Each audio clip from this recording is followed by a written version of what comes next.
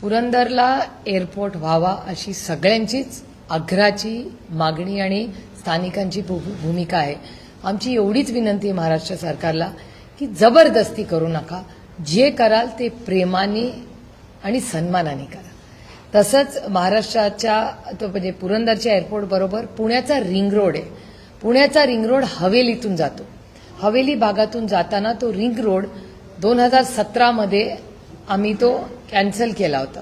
सगळा होल्डवर ठेवला गेला होता आणि तेव्हा आम्हाला शब्द दिला होता की तो रूट तिथून जाणार नाही. आज तो रिंग रोड पुन्हा एकदा अनेक वर्षानंतर परत 8 वर्षानंतर तो विषय आलाय आणि तो रिंग रोड सर्वसामान्य कष्ट करणाऱ्यांनी EMI भरणाऱ्या लोकांनी ज्यांनी लोन घेतले त्यांच्या घरावरनं जाणार आहे.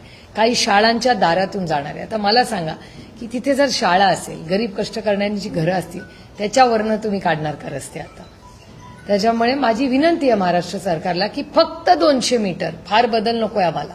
तो रिंग रोड झाला पाहिजे का? तो हो झालाच पाहिजे. एअरपोर्ट झाला पाहिजे का? झालाच आहे. आम्ही विकासाच्या विरोधात नाही.